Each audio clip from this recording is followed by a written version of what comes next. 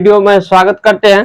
तो फ्रेंड्स, पिछले वीडियो में हम बताए थे पदार्थ की भौतिक प्रकृति के बारे में। तो अब हम पढ़ने वाले हैं पदार्थ की अवस्थाएं, कि हमारे चारों ओर जितने भी पदार्थ हैं ये किन किन अवस्थाओं में मौजूद हैं, इनके बारे में अब हम लोगों को पढ़ना है। तो यहाँ पर हम लिखे हैं कि इसकी 5 अवस्थाएं हैं, यानी कि पदार्थ की कुल 5 अवस्थाएं हैं, जिनमें से 3 जो है वह मुख्य अवस्था है, यानी कि 3 अवस्था के रूप में ही लगभग सभी पदार्थ पाए जाते हैं। बाकी 2 अवस्था जो है प्लाज्मा और बोस, ये दोनों वैज्ञानिकों द्वारा खोजा गया है, यानी बनाया गया है। ठीक है, तो इन दोनों अवस्था के रूप में बहुत ही कम पदार्थ मिलते हैं। सबसे ज्यादा ठोस, द्रव, गैस, यही 3 अवस्था के रूप में लगभग पदार्थ पाए जाते हैं। तो इन सभी अवस्थाओं को हम लोग बारी बारी से पढ़ेंगे। इससे पहले 2-3 परिभाषा है उसको जान लेते हैं, इसके बाद चलेंगे हम लोग फिर अवस्था के ऊपर, और बारी बारी से ठोस, द्रव और गैस तीनों अवस्थाओं को विस्तार से पढ़ना है। ठीक है, तो देखिए सबसे पहले यहाँ पर एक लिए है घनत्व। सबसे पहले जानते हैं घनत्व के बारे में कि घनत्व क्या है। तो इसका परिभाषा हम लिखे हैं कि किसी द्रव्य के इकाई आयतन के द्रव्यमान को उसका घनत्व कहते हैं।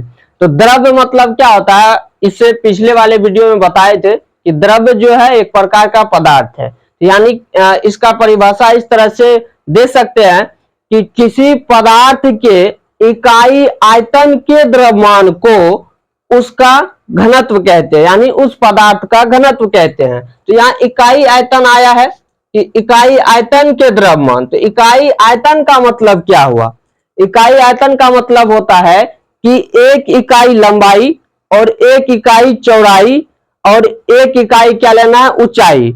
यानी 3 डायमेंशन में लंबाई, चौड़ाई, ऊंचाई तीनों एक एक लेना है, और उसमें जितना कण होगा उसका जो भी द्रव्यमान होगा उसी द्रव्यमान को उस पदार्थ का घनत्व कहते हैं। ठीक है, यही बात यहां पर लिखे हैं कि किसी द्रव्य के इकाई आयतन के द्रव्यमान को उसका घनत्व कहते हैं। तो घनत्व बराबर ये सूत्र हो जाता है द्रव्यमान बटे आयतन। ठीक है, तो अब देखिए यहां पर चूंकि द्रव्यमान ऊपर है और आयतन नीचे है, तो द्रव्यमान का जो मात्रक होता है वो क्या होता है, केजी होता है, किलोग्राम। और आयतन जो है इसका मात्रक क्या होता है, इसका होता है मीटर क्यूब। इसका होता है मीटर क्यूब, ये होता है, इसी को घन मीटर भी बोलते हैं। तो इस तरह से इसका एसआई मात्रक हम कह सकते हैं कि घनत्व का एसआई मात्रक जो है वो होता है किलोग्राम पर घन मीटर, या प्रति घन मीटर बोलेंगे। यहां पर लिख लीजिए एरो देकर, इसका एसआई मात्रक, इसका एसआई मात्रक बराबर क्या हो जाएगा, किलोग्राम प्रति घन मीटर। ये होता है इसका एसआई मात्रक। अगर सीजीएस पद्धति में कहेंगे तो सीजीएस पद्धति में क्या हो जाएगा, सीजीएस का फुल फॉर्म होता है सेंटीमीटर ग्राम सेकेंड पद्धति।